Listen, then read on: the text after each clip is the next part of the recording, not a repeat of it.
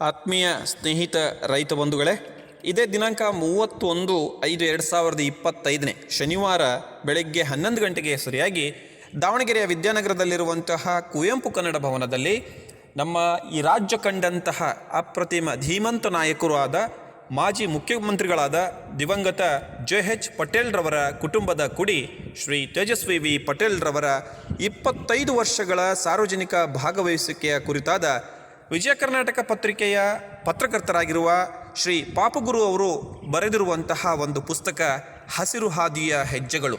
ಈ ಪುಸ್ತಕವಾದ ಲೋಕಾರ್ಪಣೆ ಸಮಾರಂಭವನ್ನು ಹಮ್ಮಿಕೊಂಡಿದ್ದು, ಈ ಪುಸ್ತಕದ ಬಿಡುಗಡೆಯನ್ನು ಸರ್ವೋಚ್ಚ ನ್ಯಾಯಾಲಯದ ವಿಶ್ರಾಂತ ನ್ಯಾಯಮೂರ್ತಿಗಳಾಗಿರುವಂತಹ ಶ್ರೀಯುತ ಗೌರವಾನ್ವಿತ ಸಂತೋಷ್ ಹೆಗಡೆ ಸರ್ ಅವರು ನಿರ್ವಹಿಸಲಿದ್ದಾರೆ. ಈ ಕಾರ್ಯಕ್ರಮದ ಅಧ್ಯಕ್ಷತೆಯನ್ನು ನಮ್ಮೆಲ್ಲರ ಹಿರಿಯರಾದಂತಹ ಸಹೋದರರಾದಂತಹ ಶ್ರೀಯುತ ಮಹಿಮಾ ಜೆ ಪಟೇಲ್ರವರು ವಹಿಸಿಕೊಂಡಿದ್ದು, ಈ ಪುಸ್ತಕದ ಪರಿಚಯವನ್ನು ಹಂಪಿ ಕನ್ನಡ ವಿಶ್ವವಿದ್ಯಾನಿಲಯದ ವಿಶ್ರಾಂತ ಉಪಕುಲಪತಿಗಳು ಆದ ಡಾಕ್ಟರ್ KM ಮೈತ್ರಿ ಅವರು ನೆರವೇರಿಸಿಕೊಡಲಿದ್ದಾರೆ.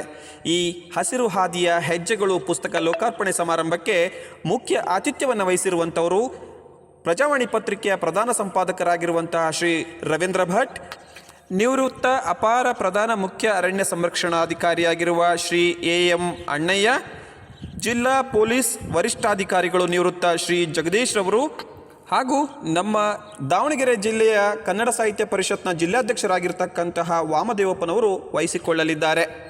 ಆತ್ಮೀಯ ರೈತ ಮಿತ್ರರೇ, ಈ ಹಸಿರು ಹಾದಿಯ ಹೆಜ್ಜೆಗಳು ಪುಸ್ತಕದಲ್ಲಿ ಸಾವಿರಾರು ರೈತರ ಹೋರಾಟದ ಹಾದಿಯಲ್ಲಿ ಶ್ರೀಯುತ ತೇಜಸ್ವಿ ಪಟೇಲ್ರವರ ವೈಶಿಷ್ಟ್ಯತೆಯನ್ನು ಕುರಿತಾದಂಥ ಅಂಶಗಳನ್ನು ಒಳಗೊಂಡಿದ್ದು, ಈ ಪುಸ್ತಕದ ಲೋಕಾರ್ಪಣೆಗೆ ನಾವೆಲ್ಲರೂ ಕೂಡ ರೈತ ಬಂಧುಗಳು ನಮ್ಮ ಒಂದೊಂದು ಹೆಜ್ಜೆಗಳನ್ನು ಇಡುವುದರ ಮೂಲಕ ಈ ಒಂದು ಕಾರ್ಯಕ್ರಮವನ್ನು ಗೌರವಾರ್ಥಕವಾಗಿ ಯಶಸ್ವಿಗೊಳಿಸಲು ಕೋರಲಾಗಿದೆ. ಹಾಗಾಗಿ ಬನ್ನಿ ಸ್ನೇಹಿತರೆ, ಇದೇ ದಿನಾಂಕ 31ಕ್ಕೆ ನಾವೆಲ್ಲರೂ ಕೂಡ ದಾವಣಗೆರೆಯ ಶ್ರೀ ಕುವೆಂಪು ಕನ್ನಡ ಭವನದಲ್ಲಿ ಸೇರೋಣ. ಹಸಿರು ಹಾದಿಯ ಹೆಜ್ಜೆಗಳು ಪುಸ್ತಕವನ್ನು ಲೋಕಾರ್ಪಣೆಗೊಳಿಸೋಣ ಅಂತ ತಮ್ಮೆಲ್ಲರಲ್ಲೂ ನಾನು ಈ ಮೂಲಕ ಕೇಳಿಕೊಳ್ಳುತ್ತೇನೆ. ಧನ್ಯವಾದಗಳು.